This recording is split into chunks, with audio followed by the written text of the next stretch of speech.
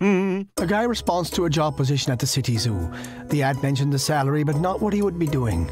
He soon learns that the zoo's gorilla had unexpectedly passed away. The zoo had just spent millions on promotions for said gorilla. The zoo needed him and he really needed the job, and the money was good, so he accepted. Every day he would put on the gorilla suit and play the part. After a while he started enjoying himself. He would scare little kids, roar at the crowds, and eat bananas. In time he became the main attraction at the zoo. He would swing on his trees and vines, and the people loved him. One particularly busy Saturday, he accidentally swung over his fence and landed in the lion's cage. The lion slowly opened his eyes and saw the gorilla. He started to drool and slowly approached the gorilla that was backed up against the fence. The lion was ready to jump. The gorilla started yelling, "Help! Help! I'm not a gorilla! I'm a man! Help! Help!" Then the lion said, "Shut up, stupid, or we'll both get fired." 3 sons left home, went out on their own and prospered. Getting together for Christmas, they discussed the gifts they were able to give their elderly mother. The first said, "I built a big house for our mother." The second said, "I sent her a Mercedes." The third smiled and said, "I've got you both beat. You remember how Mom enjoyed reading the Bible? And you know she can't see very well. So I sent her a remarkable parrot that recites the entire Bible. It took elders in the church 12 years to teach him. He's one of a kind. Mom just has to name the chapter and verse, and the parrot recites it." Soon thereafter, Mom sent out her letters of thanks. "Dear Milton," she wrote one son, "the house you built is too huge. I live in only one room, but I have to keep the whole house clean. Dear Gerald," she wrote to another, "I am too old to travel. I stay at home most of the time, so I rarely use the Mercedes. Dearest Donald," she wrote to her third son, "you have the good sense to know what your mother likes. The chicken was delicious." Once there was a little boy who lived in the country. They had to use an outhouse, and the little boy hated it because it was hot in the summer, cold in the winter, and stank all the time. The outhouse was sitting on the bank of a creek, and the boy was determined that one day he would push that outhouse into the creek. One day after a spring rain, the creek was swollen, so the little boy decided today was the day to push the outhouse into it. So he got a large stick and started pushing. Finally, the outhouse toppled into the creek and floated away. That night, his dad told him they were going to the woodshed after supper. Knowing that meant a spanking, the little boy asked why. The dad replied, "Someone pushed the outhouse into the creek today. It was you, wasn't it, son?" The boy answered yes.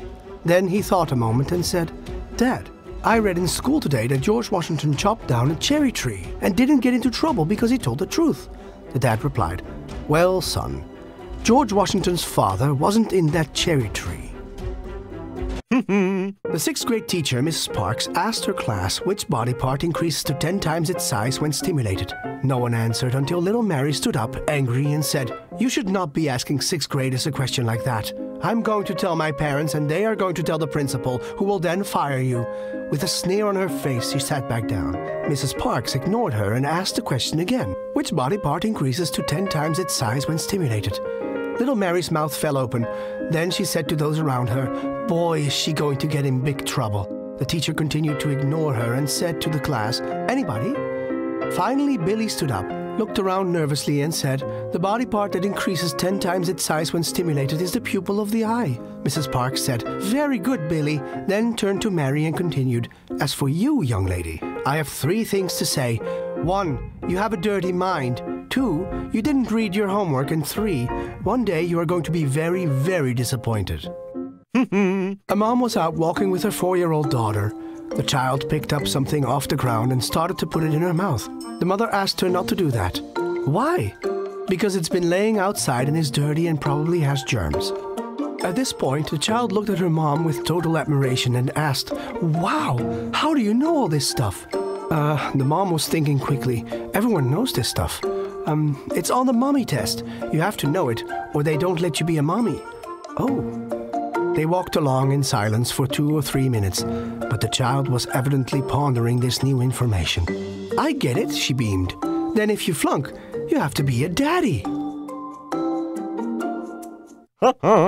Timmy had been having a hard time in math class and got an F on almost all of his report cards.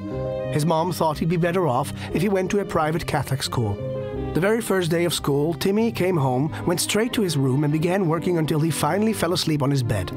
This continued for a long time until he got his first report card from the new school. And his mom was so proud when he got an A in math. She said, I knew you'd do better in a private school. Then she says, how did you do so well? And Timmy replies, when I walked in and saw the guy nailed to the plus sign, I knew they meant business. A burglar had just broken into a house and was stealing anything he could get his hands on. Then he heard a voice. It said, Jesus is watching you. Thinking it's in his head, he continues on his business. Then he hears it again. Jesus is watching you. The burglar, not very religious but still scared, says, who are you? Then he flipped on the lights, not caring if he was caught by the house owners. All he sees is a parrot in the corner. The parrot then says, Jesus is watching you. The burglar asks if the parrot has a name. The parrot replies, Satan. The burglar laughs and says, who names their parrot Satan? The parrot says, same person who would name their Rottweiler Jesus. Seeing her son is still in bed, Mary goes to wake him up for school. When she wakes him up, he says, I don't want to go to school, Mom. Mary, quite annoyed at his childlike behavior, says, well, why not? You have to go. The son replies, but I don't like it. The kids are mean to me, the teachers hate me, and everyone makes fun of me. Mary calmly replies, I'm sorry, son, but you must go to school. The son says, but why? Mary, annoyed at the delay, says, because you're the bloody principal. The priest was walking down the street when he saw a little boy jumping up and down to try to reach a doorbell. So the priest walked over and pressed the button for the youngster. And now what, my little man? He asked. Now, said the boy, run! The Alaska Department of Fish and Game recently issued this warning. Warning. In light of the rising frequency of human-grizzly bear conflicts, the Alaska Department of Fish and Game is advising hikers, hunters, and fishermen to take extra precaution and keep alert of bears while in the field. We advise outdoorsmen to wear noisy little bells on their clothing so as not to startle bears that aren't expecting them. We also advise outdoorsmen to carry pepper spray with them in case of an encounter with a bear. It is also a good idea to watch out for fresh signs of bear activity. Outdoorsmen should recognize the difference between black bear and grizzly bear manure.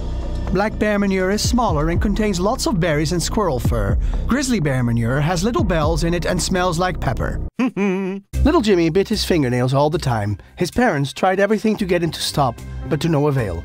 Finally, his mother, exasperated, decided to tell him a little white lie to get him to stop. Jimmy, she said, you'd better stop biting your fingernails.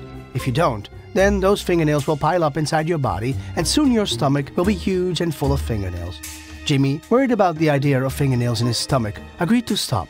The next day, Jimmy and his mom were shopping in a supermarket. They went to check out, and a pregnant woman was waiting in line in front of them. Jimmy looked at her for a moment and said, I know what you've been doing. A man runs into the vet's office carrying his dog, screaming for help. The vet examines the still, limp body and after a few moments tells the man that his dog, regrettably, is dead. The man, clearly agitated and not willing to accept this, demands a second opinion. The vet goes into the back room and comes out with a cat and puts the cat down next to the dog's body. The cat walks from head to tail, poking and sniffing the dog's body, and finally looks at the vet and meows. The vet looks at the man and says, I'm sorry, but the cat thinks your dog is dead too. The man is still unwilling to accept that his dog is dead, so the vet brings in a black Labrador retriever. The lab sniffs the body, walks from head to tail, and finally looks at the vet and barks. The vet looks at the man and says, I'm sorry, but the lab thinks your dog is dead too. The man, finally resigned to the diagnosis, thanks the vet and asks how much he owes. The vet answers, $6.50.